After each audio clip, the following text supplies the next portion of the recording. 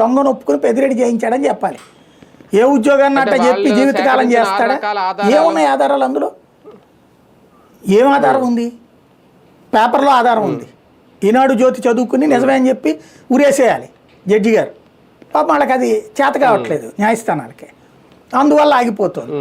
లేదు ఆ తర్వాతన అక్కడేదో భూములు తినేసాడు, అది తినేసాడు, ఇది తినేసాడు. ఇప్పుడు భూముల ఆక్రమణకు సంబంధించి ఇవన్నీ ఏముంటాయి? న్యాయ వ్యవస్థ ఉంటాయి. ఇప్పుడు రోజు తెలుగుదేశం ఆఫీస్కి వస్తున్నారు భూములు పరిష్కారం అది అనేసి.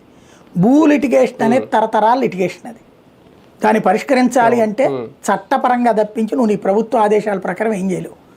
అయితే గీతే అవతలోడి ఆర్థిక మూలాలు దెబ్బతీసే ప్రయత్నం చేస్తావు. ఇప్పుడు లెక్కర్ అన్నారు, ఏం తేల్చారు దాంట్లో? లేదు లేదు తినుంటారు అంతే, మైనింగ్ తినుంటారు అంతే, ఇసుక తినుంటారు అంతే. ఇప్పుడు మీరు నాకు ₹1 కోటి ఇచ్చారు అంటే మీ చేత ₹1 కోటి ఇచ్చానని స్టేట్మెంట్ ఇస్తే సరిపోదు. త్రూ ఎలా? బ్యాంక్ అకౌంటా లేదా సోన్స్ వాళ్ళ సమక్షంలోనా ప్రూఫ్ అది కావాలి. అట్లాంటి ఏం సమకూర్చలేకపోయారు వీళ్ళు, కాబట్టి వర్కౌట్ కావట్లేదు. ఏదన్నా ఒక బలమైన ఆధారం దొరికితే కొడతారు గ్యారంటీగా. అలాగే మరి తాటాకి చెప్పులు అనుకోగలం. తాటాకి చెప్పులే కాదండి, చుట్టూ ఓ రకంగా ఉచ్చల్లి కూర్చున్నారు. ఈ ఉచ్చులో వాళ్ళు పడలేదు ఇంతవరకు.